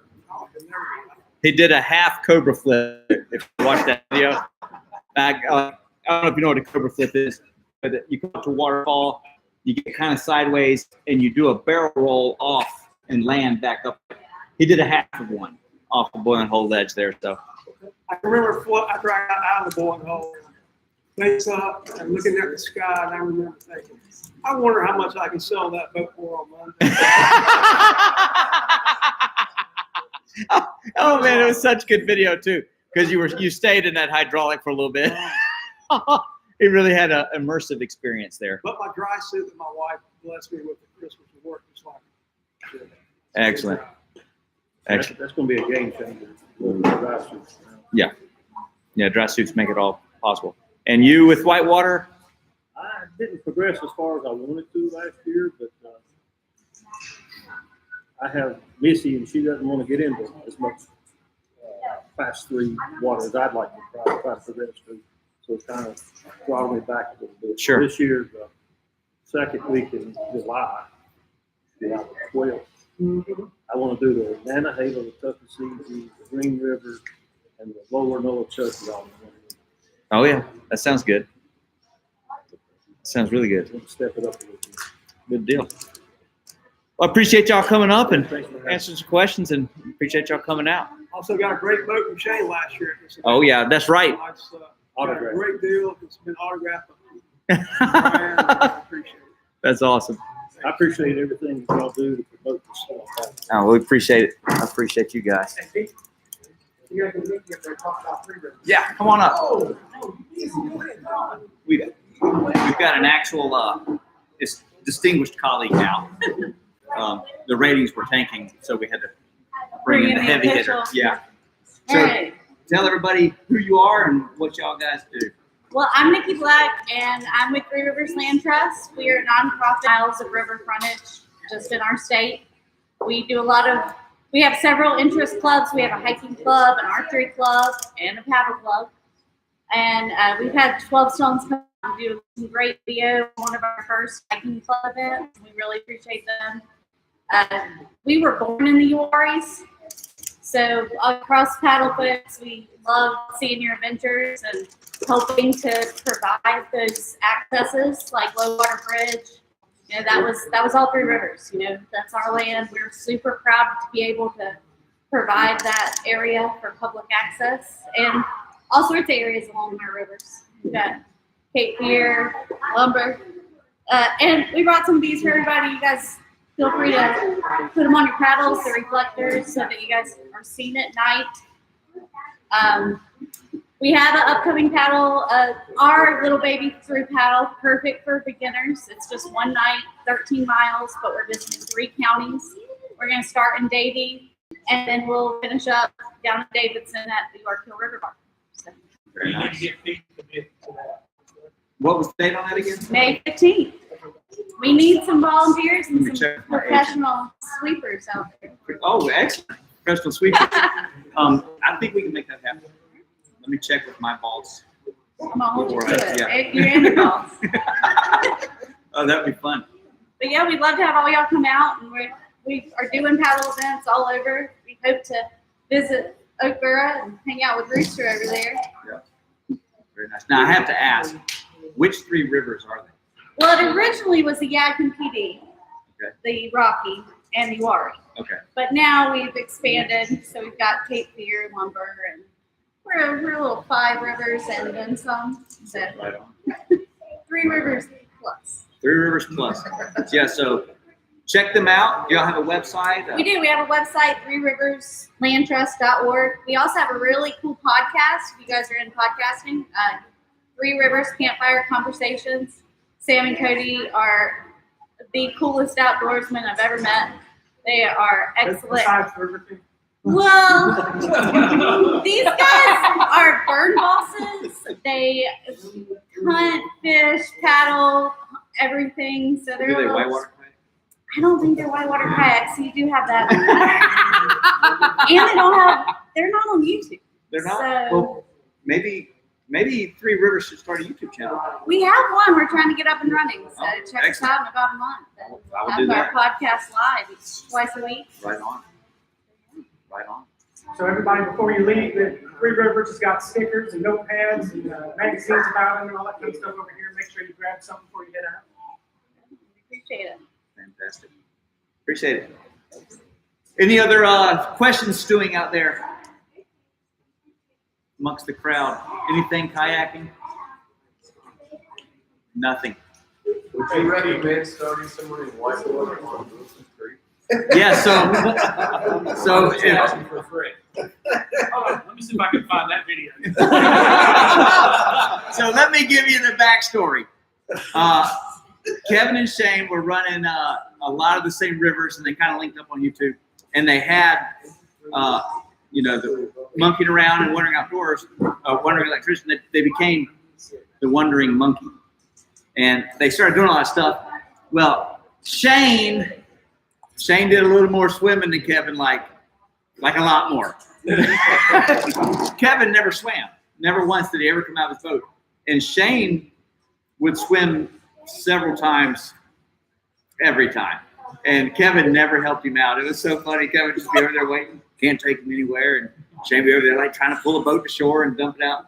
This went on for a couple seasons. And I was talking to Shane. I said, you know what?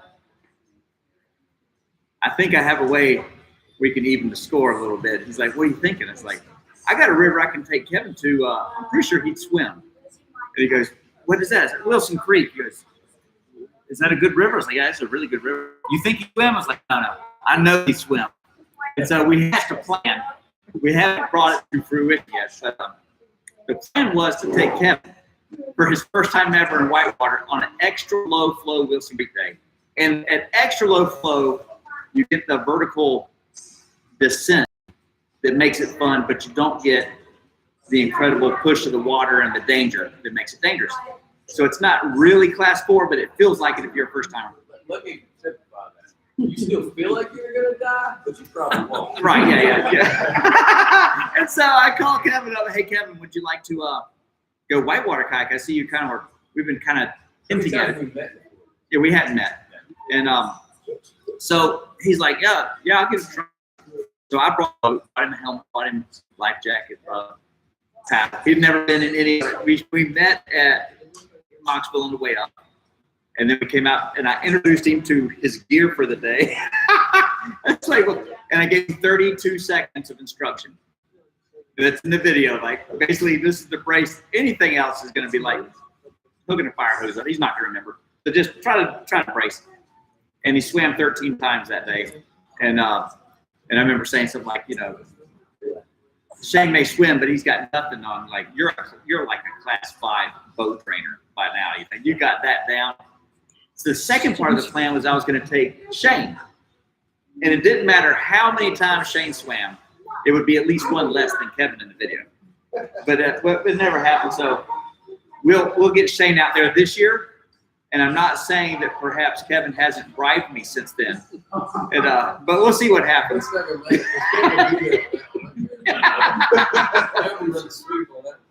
Kevin did great, though. I mean, first time in a boat. You still don't want to be out there alone on that river without someone who knows what they're doing. But I told him, like, he's got armor and pads and helmet and all this stuff. It's like, if you feel like you're drowning, just ask the little 5-year-old girl in floaties to let her dad know that you need help. Because they play in the rapids up there on the river when it's really low. So you kind of don't want to, like, spear the kid on your way down. He did good, and he was hooked. So, as a testament to Pete's ability to teach you, so that was, what he's got right there, that was the first time. That was 3 years ago. So, 3 years later, it was a dry hair day on the road. Yeah, and he took a year off. I think he didn't do anything for a year in there, whitewater-wise. Yeah, no, I didn't do any whitewater between that and last. So we started up about now last year, somewhere in the pocket, and then by the end of summer he was doing light class 4, some waterfalls, some good stuff. So, if Kevin can do it, anyone can do it. Anyone. It's good. It really is for anyone who wants to try. That's what my dad said. It's like him watching the channel. You can go watch Dane Jackson and Isaac Hull and all the world's best kayakers, and you won't. None of you are ever going to do that, and everyone here knows it. So you don't relate to it. But if you go see like a normal guy get in a boat for the first time and just crash his way down the river swimming, and then by the end of summer he's doing some cool stuff. I hope it kind of lets you know it just takes getting in there and get with some folks that'll work with you and staying with it, and before you know it, you'll be a rock star. But here's the real question. Yes. Kevin holds the record for the most swims in one video. Oh yeah, probably by. He said, Brett "Oh Lee. yeah." Yeah. He did. He got to keep coming with us. It's kind of like your wife and your trophy. That's a cool. Yeah. I'm a trophy husband. If y'all don't know, I'm a trophy husband. At this point, though, now it's a participation trophy. Someone in a marriage is going to get the better end of the deal, and it might as well have been me. So I feel bad for it at this point. Yeah, that's right. And you talk about a regular guy who's the first time in a whitewater boat, and I have one that I understand. Yeah, so Brian, rather, trips, you got to go whitewater kayaking with me. And then as the trips progressed. But if you keep looking at these longboat videos, there's whitewater one we do, and that's what I told them. We've done it. So we did freight bells. I mean, we did section rod. And I was like, I can't say you got to come whitewater because that's like full on White West Class 3 whitewater. And but he didn't see kayak. But he wasn't really into it was a you'll never get me in one until Jameson got gifted. His daughter started getting the bug, and then Mr. Key is somebody that watches the channel. He's from Moore County. He just texted me one day and he said, "Hey man, I saw you and your daughter out in Catawba. I've got a whitewater boat I want to give her." And I called Pete and I said, "Man, nobody gives away $700 boats. You know, it's got to be a scam. I'm not taking Jameson. You know, And just a super nice guy. We went up there, we met with him, and he said he couldn't give my daughter a boat without giving me one. So he gave me 2 boats that day. And so now my daughter's got a whitewater boat. So now we got to get in spray skirts, paddles, boats, and I was out of excuses why I couldn't go do it anymore. That's right. So over the winter, we've been stocking up on, I've got our new helmet. You know, we're working on a new PFD, a whitewater PFD. So we've been getting the gear together so that it's just a way that I can spend more time with my daughter. I've got 2 older daughters. One's in college and one's going to college in the fall. So I gotta hang out with Jameson as much as I can before she gets out. You know, she's 13. So Longboats Matter president and chairman is now a turncoat. He'll be in a short boat this year. But I'm wearing my Longboats Matter t-shirt. That's right. Yeah, I still got it. He got a Flying Squirrel as well just recently, which is a really nice, high-end, kind of modern whitewater boat. So Jamie, I guess she is. Her name's Jason. She's a meat eater. She's got the right attitude. She's really athletic, and she's a gamer. So, and a natural. She'll be out there with the crew this year too. So, I'm excited about that. You can see Brian. Brian may take your record. Excited about that. So, yeah. Anyone else? So that's my brother back there. That's how we actually went and done Wilson's, because every time we live pretty close, we're only 45 minutes. But every time we was going to go to Wilson's on level, and I felt comfortable, me and him to do it, nobody was. And so that's how we went. We watched repetitively your video, the one with the go to Wilson's, and that's how me and him done Wilson's. Right on. That's how we navigate. Yeah. I know where I'm at now. Yeah. Yep. I can tell you a lot.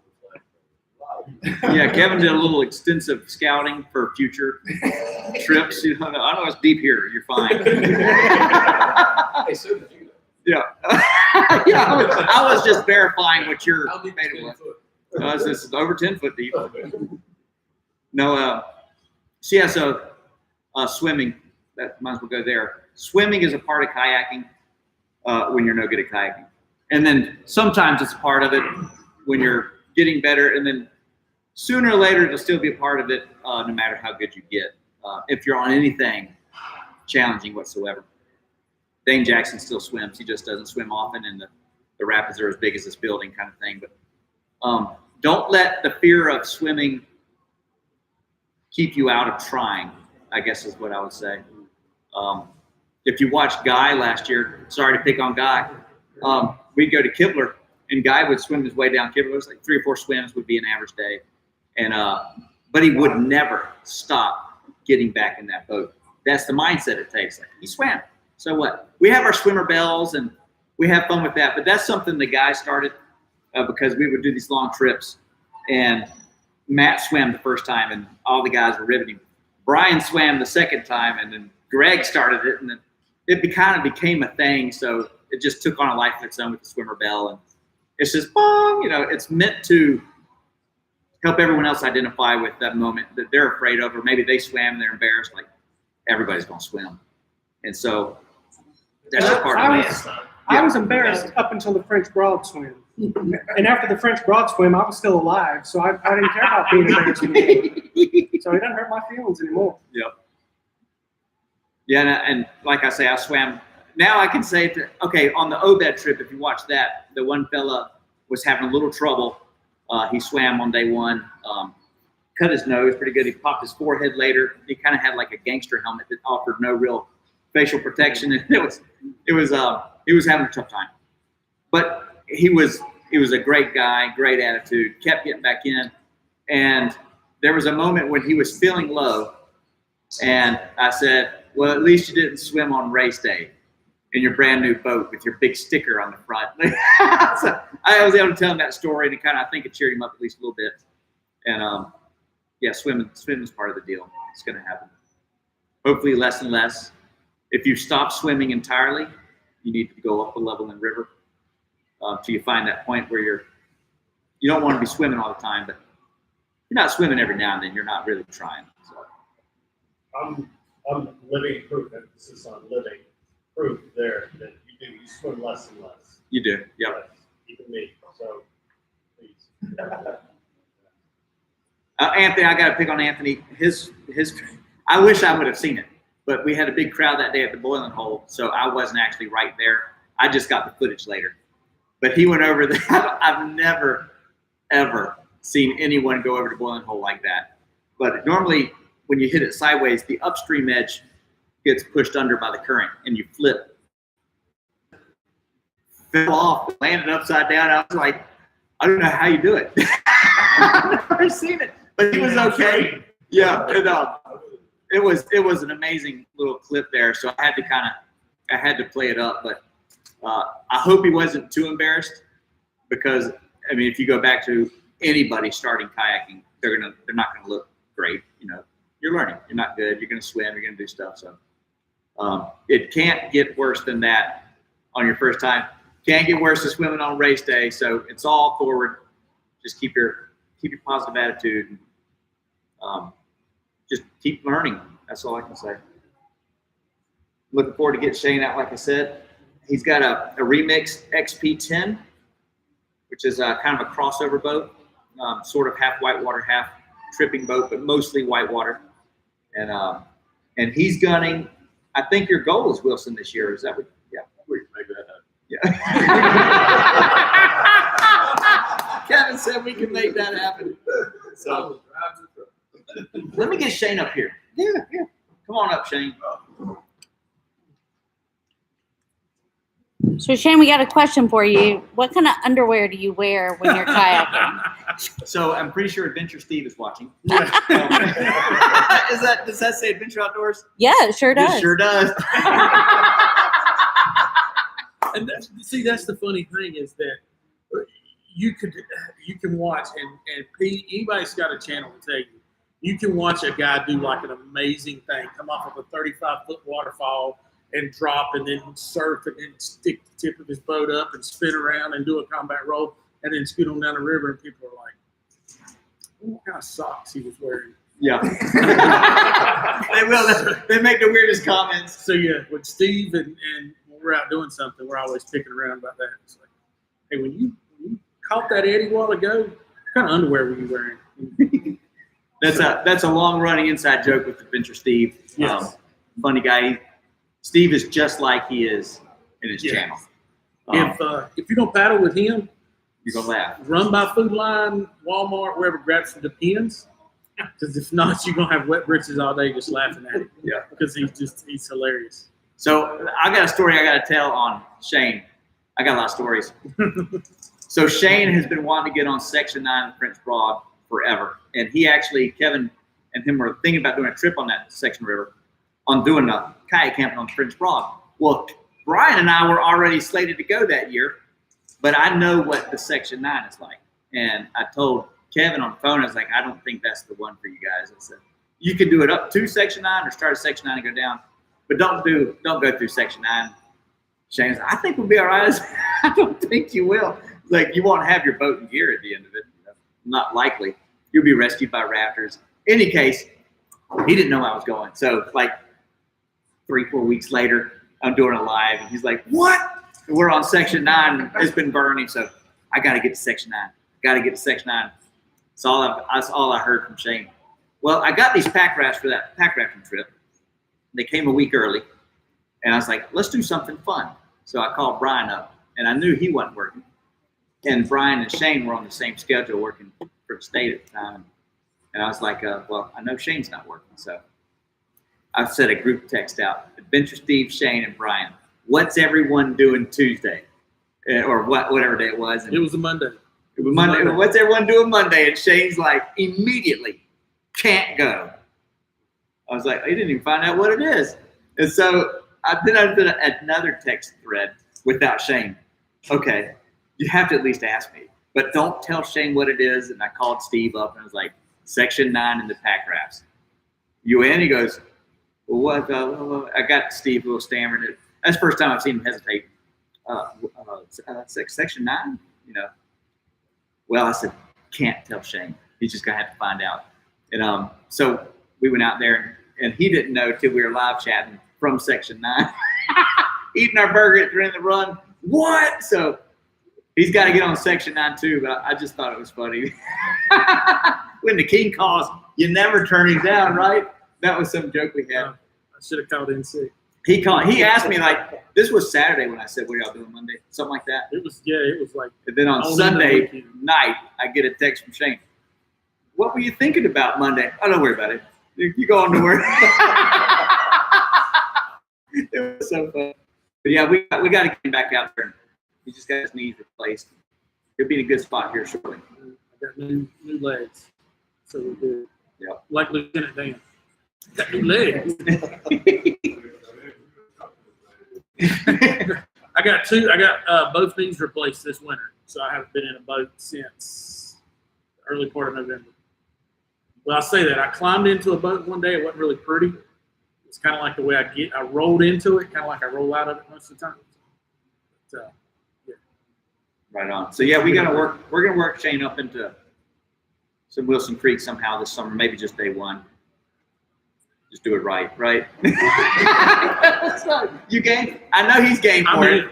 He's game. We'll catch it like -9.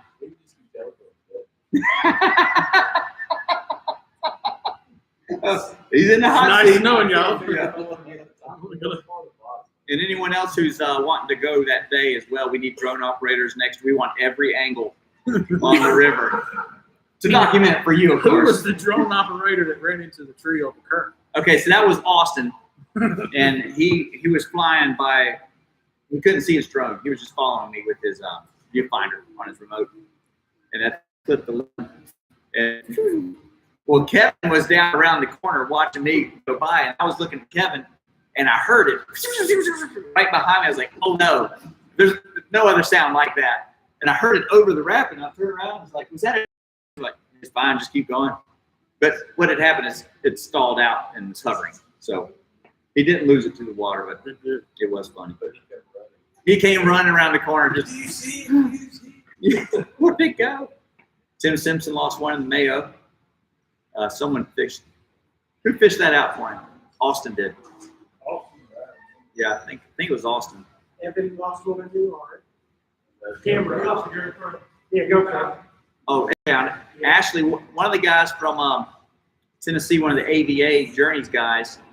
Shout out to Brian, Brenda, Ashley, and John, by the way. But Ashley had one on the deck of his boat. Went under a branch and kind of caught him weird. I had the boat looking up, but I was watching him, but I don't have a helmet cam in the long trips. But it like a jouster caught him right there under his life jacket, and it put him down. I was like, he's gone. Like, it's a swimmer bell for sure. I was trying to get the boat around to help, not to film. And but he popped up somehow. He didn't swim. We make it about another half mile, and he's like, my camera. Well, we had already had the conversation. Hey, I noticed you don't tether your camera there. So today's pro tip: tie off anything. If you want to keep it. Why don't you talk about this? There's sections of the New River's got a couple cameras in it. I don't know how many sunglasses I've lost. Fishing rods. Yeah. And I've donated a lot of stuff to the river. Yeah, so if you have something susceptible to the current that can break off, tie that off with a little tether. That's a lesson learned. If you want to keep it. You want to keep it. Get Rooster up here, too. JW. Come on, JW. Look, hot seat. While y'all are switching up, Josh wanted me to let you guys know that he's left a few of the Woodswater Jesus stickers. I'll also leave some 12 Yeah. And I got some stickers here tonight, too. Make sure y'all get some before you leave. There's a whole table of shrimp. Oh, there they are. So this is the man. I call him Rooster. What do you prefer to be called? A lot of people call me JW. JW. Tell them about yourself, what you're doing. Well, we just got a little business center in North Carolina.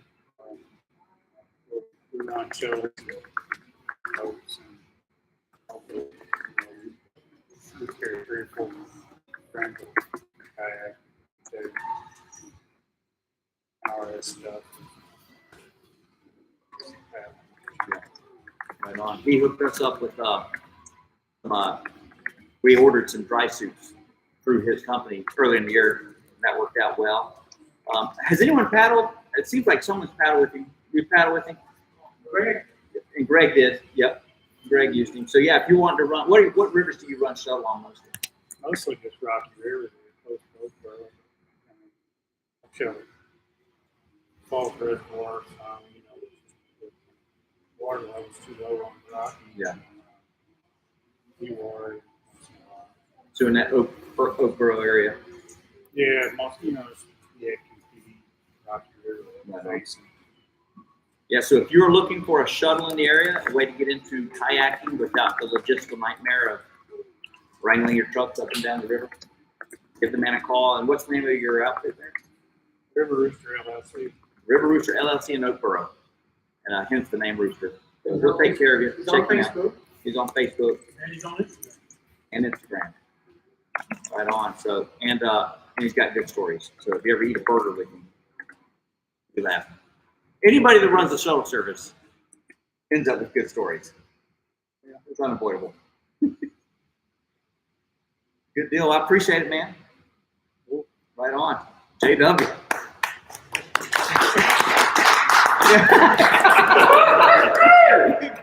All right. Well, what do you think, Brian? Oh, I've got an announcement. I almost brought it tonight, but I wasn't quite ready. We are going to be giving away a whitewater boat this spring.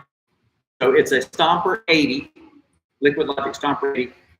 Its name is Frank. Remember the video a while back? So Matt Wells, the Whitewater Gypsy, that's his channel, Whitewater Gypsy. He had an old Stomper that we call it melted out, but basically he had some cracks on the hull. And Liquid Logic sends him a new shell. So he took his old outfitting out, and that's his Stomper. Well, my old creaker, Betsy, the Hefe, finally died, and it was just unusable. So I cut it in half, hung half on the wall, but before I did that, I took all the guts out of it. So I put all of Betsy's guts into Matt's boat. So it's a Franken boat. It's a Stomper with Hefe outfitting, which is all the same stuff except the foam coat. So, and it's been welded by Jacob down there at Hall River Canoe and Kayak, and I tested on the Kibler. So it'll be a little bit size You'd fit in it perfect. If you're a full-grown male, unlike myself, you might need a Stomper 90. But if you're like half-size human, Stomper 80 would fit you really well. If you're really tall, in other words, the 80 may be a little tight on your legs. But we're going to try to give that away, so be watching for that. We'll find someone that needs it. Not going to be your running crazy waterfalls boat because it is welded on the hull, but it should be able to get someone started in kayaking. So if you know someone that needs a boat to get started, that's kind of what that's who we're trying to look for to get this to. So Tashina looks like she needs a boat. Does Tashina need a boat? She was nodding big. I thought maybe. Guys, is Tashina going to get on the river with us? Yes, she will. All right. Got that going for us. Anything else you want to say? I didn't know if you want to Happy talk to about welcome you. the video side of the trips. The kind of GoPros. Yeah, I do get a lot of that. So probably the most asked question is, what cameras are you using? And I have 3 cameras in use: a GoPro 8, a 7, and a 5. I almost never use the 5 anymore. I can get almost everything with the 7 and the 8. 8's my primary. So on the longer trips, the 7's behind me on the boom cam. In whitewater, I wear the 8. Pete wears the 7. Kevin used the 5 on the Missouri trip to get the boom view behind him. Editing software, I have a Mac. That's where you start. There's 2 types of people that edit videos: people that are on the suicide watch list and people that run Macs. So I just say that right now. I'm on the list. Yeah. There's other programs you can get with the Windows computer. I'm telling you right now, go to Mac and then get Final Cut Pro. Never look back. A little bit pricey, but it changed a lot for me. I can do 1/3 of the time now making a video. So that's the editing software I use. My wife surprised me with the computer, and it was like the best one you could get from Apple, all kind of custom made back then.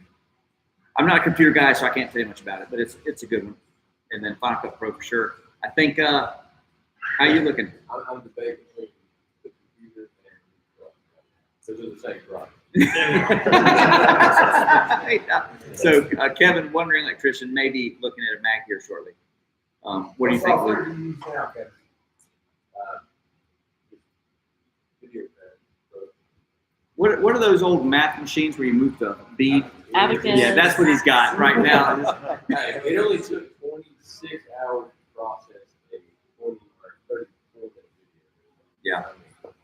So you did it under an hour a minute. 48 hours to edit. It took 3 days to edit. Yeah. I have the opposite problem. I live out in the sticks and I don't have good cable. And I run a YouTube channel, so I'm always on the MiFi. It's like dial-up speed. So I can render the same video, 20-minute video render in like 10 minutes. The drone footage that you saw, Yeah. if you saw the current trip, the drone footage that was there was provided by Kevin and Austin, and they're both Sparks, right? That's the drone they used. So you can get an idea of the kind of quality video you can get out of the Spark. Yeah, I have a staffer that's supposed to have a nice drone, but somehow didn't. I have a Mavic Pro. It's a little bit bigger, harder to fit in the boat. And I really didn't want to dunk it in the water, so I just let those guys fly. But you can pull some beautiful drone footage out. You just got to be careful. There's a lot of national parks where they don't allow, know where you can fly and where you can't. Some people commented on the drone footage in the current trip. We actually had a permit. Brian, that was with us, is a Part Brian 107 drone pilot, and he had spoken to National Park Service to get us permission just to fly in the current. And that's some of the only drone footage you'll see of the current. Yeah, it adds a lot. It's a nice perspective. I'm waiting for a waterproof one, a small waterproof that still has. They have a waterproof, but it's not great on the video side of things. Looks like a really wobbly cell phone video or something. But if they have a waterproof one with follow me function where I can set it 20 feet behind me and just go bomb a river and it just stay right there, that's my dream. Sooner or later, y'all are going to see that video, but I'm waiting for technology to get us there. For touring boat, for the expedition trips, paddle-wise, we run RPC 3 paddles. That's the recreational products of the Carolinas. That'll be a good one for Rock Outdoors to get a hold of. Yeah, and I can vouch for that paddle. We have run everything with that paddle. So you get a new product, it may look nice, but let's see it 4 years later. I mean, I've paddled French Broad, New River, all of that stuff. Took it on Wilson Creek and pack wrapped it, hiked it up the mountain and down the mountain, hanging out from my backpack. And the guy was actually like, yikes, like you could tell when he saw it in the video, he was like commenting like, "You're not really designed for all that." And I was like, well, we're gonna find out. But they held up fine. They did really well. Like any carbon fiber product though, you don't want to just be smashing those blades into rocks real hard. That's where they'll fail. They'll start chipping, and a little delamination will happen more over time. Then it feathers out, and that's where your good paddles will start going dodo bird. I end up putting a little door edge trim from AutoZone or something around my blades, and my whitewater paddle, the Werner Sherpa, I've had for 12 years, and it's all because the blades are intact because I use that door guard. We're a believer in Pelican cases. The Harbor Freight's Apache waterproof case works good too. Kevin's tried and tested that. And we got a few. I just picked. I got one of each.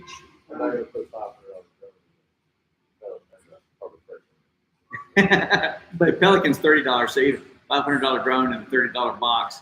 You start thinking about things like that. Beats a $15 box though. So.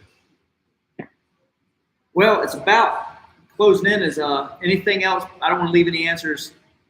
Questions unanswered. Yeah. Anyone else out there hiding one? Nothing. What boat are you going to use to replace the one I'm selling to use? I have another Yukon. Y'all don't know this. I have a pristine paddled once in a lake Yukon waiting under Nana for when Nana melts away. I'll just move the stickers over to the new one. beyond that? I'll be dead. That thing's already 21 years old and it's not even half used up yet. So I don't think that I can outlive 2 Yukons. It's a good question. It's probably in the 60-pound range.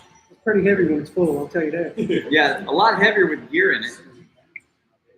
No, it's not bad. The Pre-On Yukon Expedition, the boat that we're running on the long trips, they discontinued it in like 2004. So it's kind of finding the holy grail. I mean, Sean's got a blue one, Kevin's got a blue one. You know, they're out there, but they're getting harder and harder to find. We've got friends. Last week, Austin drove to Hershey, Pennsylvania to grab one. Alan's going to be driving to New Jersey to pick one up. Adventure Steve flew to Minnesota, rented a truck, and drove it home last year. We just saw one the other day in Arizona that's for sale. So they're tough. They're getting tougher to come by. But I think what Mitchell's getting at is what's out there. What's so the next pick? There's no true boat. There is no boat made just like that. It's kind of a unique thing. I was talking to Landis Arnold, who was the Pre-On importer for the United States, and one of the Pre-On guys there. And it's like a marvel of engineering. What it can do, it was made to navigate the entire Yukon River from the whole thing.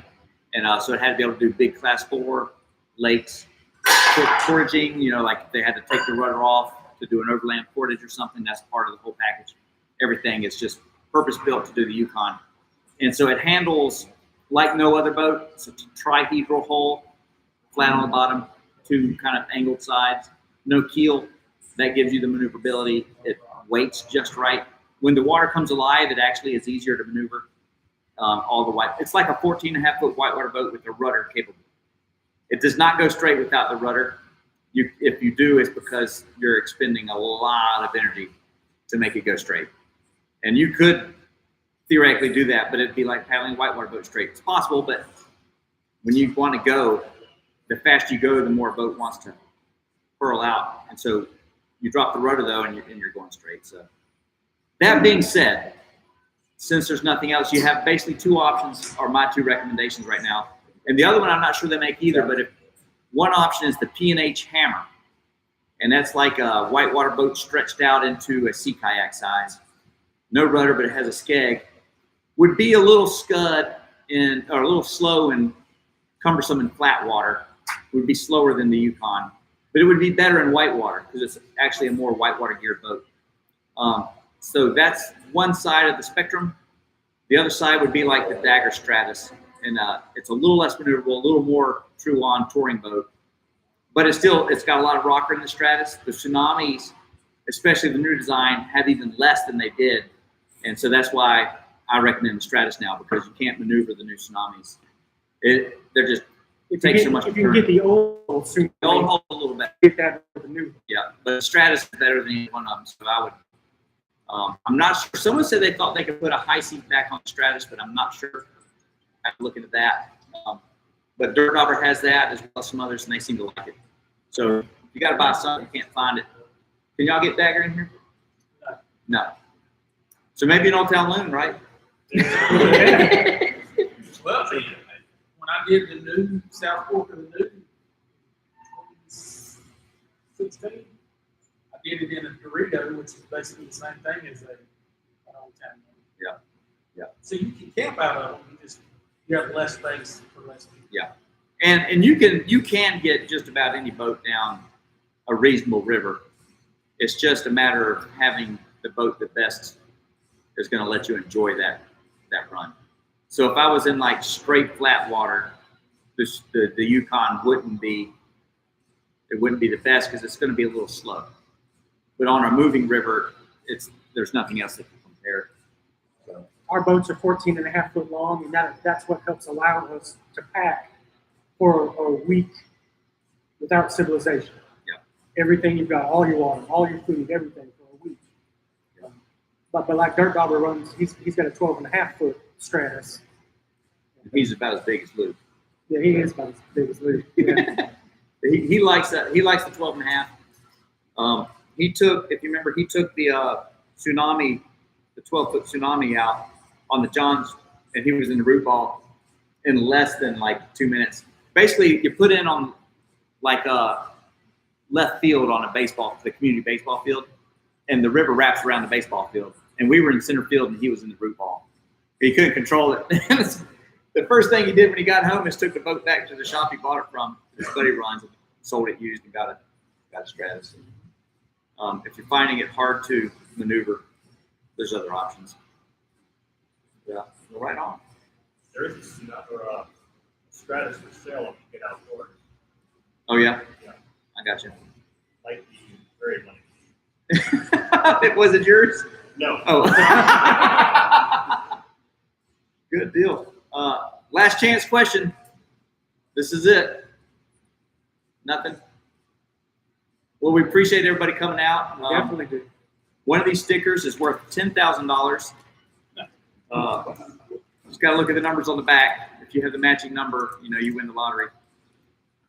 I gave Shane a hard time, but none of this would have happened today without him. He also is the one that connected Rock Outdoors with Three Rivers, and they're one of our biggest sponsors. So we're super appreciative.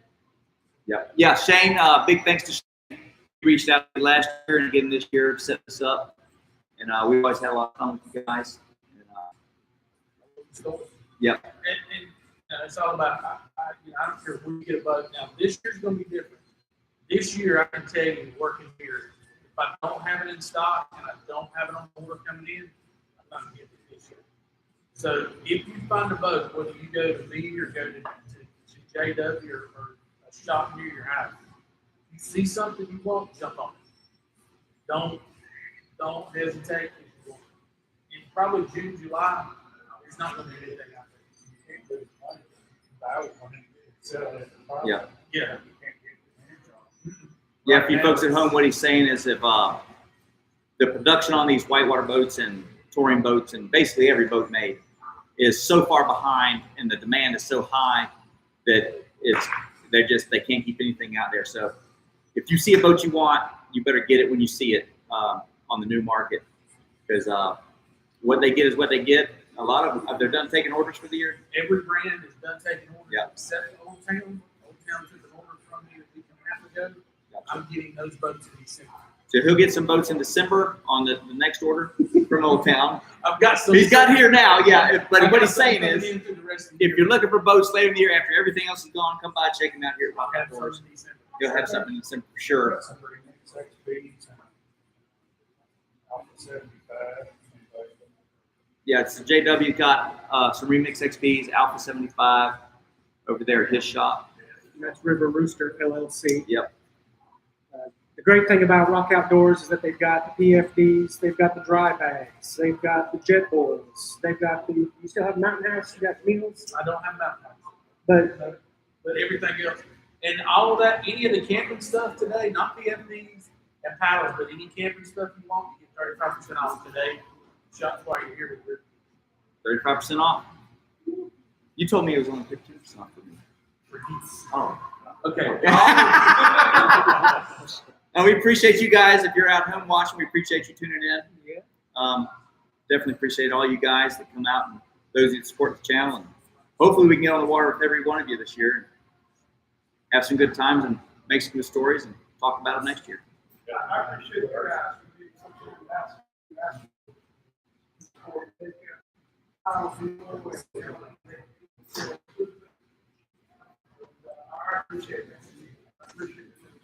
I appreciate it.